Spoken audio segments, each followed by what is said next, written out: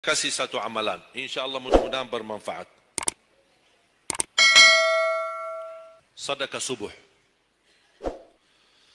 Sedekah subuh, kenapa saya berkata sedekah subuh? Bukan berarti tidak boleh sedekah di waktu yang lain. Semua sedekah boleh. Di setiap waktu dan setiap saat. Hari Jumat maupun selain hari Jumat. Tapi sedekah subuh itu termasuk sedekah yang terbaik. Kenapa? Bukan kata saya, tapi kata Rasulullah SAW. Setiap waktu subuh Allah turunkan malaikat. Tugasnya mendoakan orang yang bersedekah subuh hari. Allahumma a'ti munfiqan khalafa. Ya Allah, ganti yang lebih baik bagi orang yang infak di subuh hari. Ibu-ibu lagi halangan tidak salat, sebelum beraktivitas isi sedekah subuh. Anda tidak usah susah-susah mencari anak yatim dan orang miskin di subuh hari. Mulai hari ini masing-masing bikin kotak amal atau botol atau kaling, simpan di rumah. Setiap habis salat subuh sebelum beraktivitas isi sedekahnya. Apalagi kalau sedekah itu disertai doa. Begitu anda sedekah, sebutkan hajatmu. Ya Allah, dengan berkah sedekah ini, ya Allah, saya ingin nikah. Mudahkan jodoh. Nikah lagi juga boleh doa, tidak apa-apa. Ada yang sedang melamar kerjaan, anda isi, wallahi dahsyat, amalan ini wallahi dahsyat, manfaatnya banyak untuk menyembuh penyakit, menabulkan hajat, memudahkan urusan. Dan tidak pernah saya sampaikan amalan ini, semua alhamdulillah berhasil mendapatkan hajatnya. Begitu anda isi, doa. Ya Allah, dengan berkah sedekah ini, mudahkan lamaran kerjaan saya. Ya Allah, dengan berkah sedekah ini, mohon titipkan pahalanya untuk kedua orang tua saya.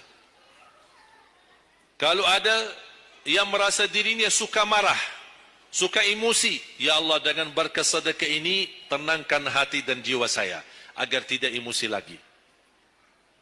Ya Allah, dengan berkah sedekah ini, karuniai kepada aku anak penghafal Al-Quran. Bu, jemaah sekalian, saya berkeluarga 12 bersaudara, timnas. Dan kami memang sudah disusun satu lusin.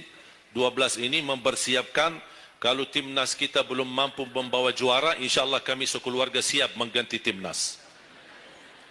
Alhamdulillah, dari saudara saya 12 ini 10 penghafal Al-Quran.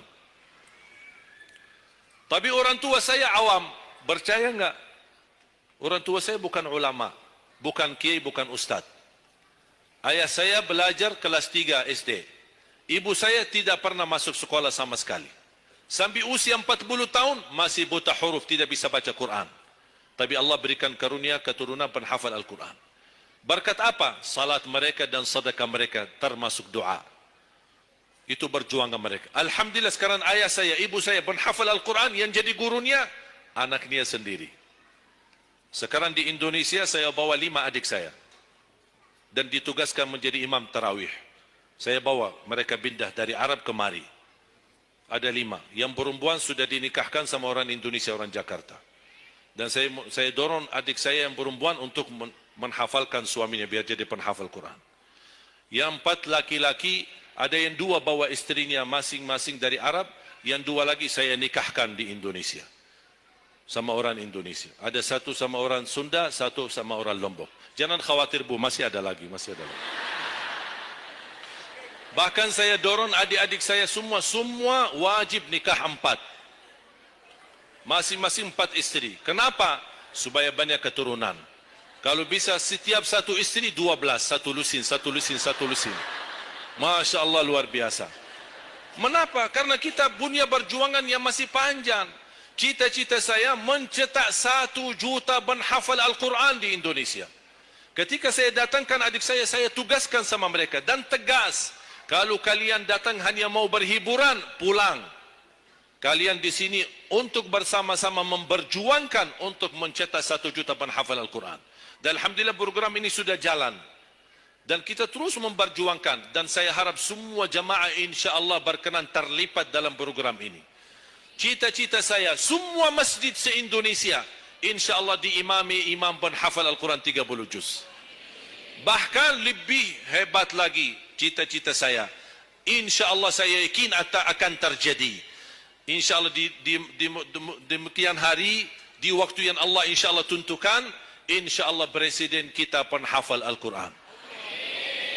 Coba, ya Allah rasanya enak. Langsung diumumkan di Masjid Istiqlal, khatib dan imam salat Idul Fitri, penghafal Al-Quran 30 juz, Presiden Republik Indonesia.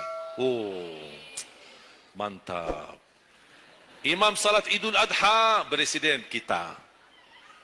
Salat Jumat, khatib dan imam, Presiden kita. Tidak perlu ganti imam.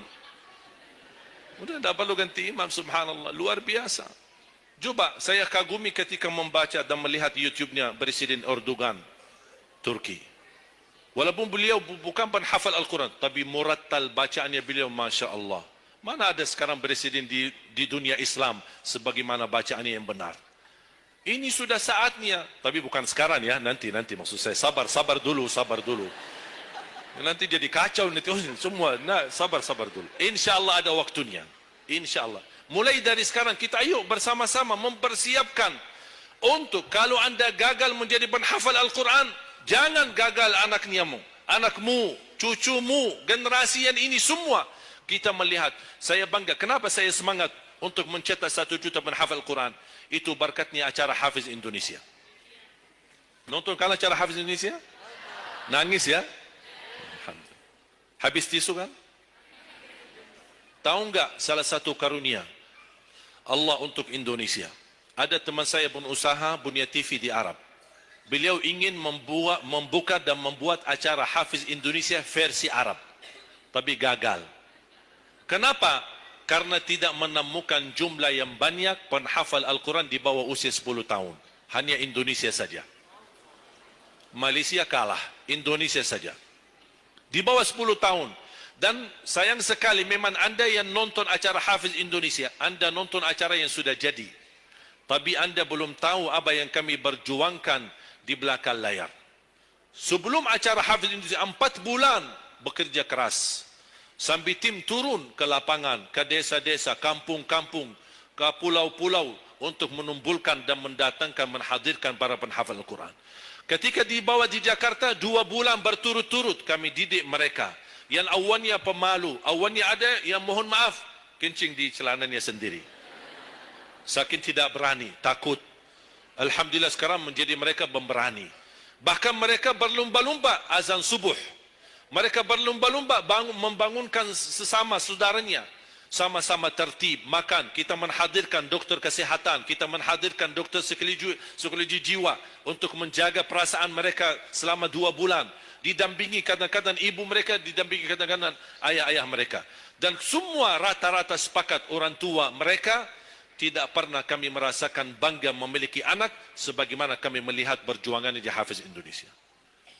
Dan alhamdulillah begitu selesai acara Hafiz Indonesia, kami tidak tinggalkan mereka. Kami terus kawal, kami terus pimpin. Dan alhamdulillah mereka di kampung masing-masing sudah membangun rumah tahfiz. Ada yang membangun pesantren untuk mencetak dan melahirkan jumlah yang banyak penghafal Al-Quran. Dan ini perjuangan luar biasa. Tidak mudah. Berapa biaya yang dikeluarkan. Dan mohon maaf, belum ada sponsor yang bisa mensponsori kita dan membayar full untuk kita. Kita terus bekerja keras. Dan alhamdulillah masih Allah hantarkan kepada kita orang yang dermawan, orang yang baik, yang berduli dengan dan mencintai Al-Quran. Allah anugerahkan. Wallahi menurut saya, saat ini, zaman ini, sedekah yang terbaik dan yang termulia, semua apapun yang terkait dengan Al-Quran, itulah yang termulia. Makanya boleh anda ketika anda bersedekah, jangan lupa disertai doa. Di antaranya anugerahkan ya Allah Indonesia menjadi negara Al-Quran. Tapi tolong fokus. Kalau anda isi sedekahnya, tolong disesuaikan.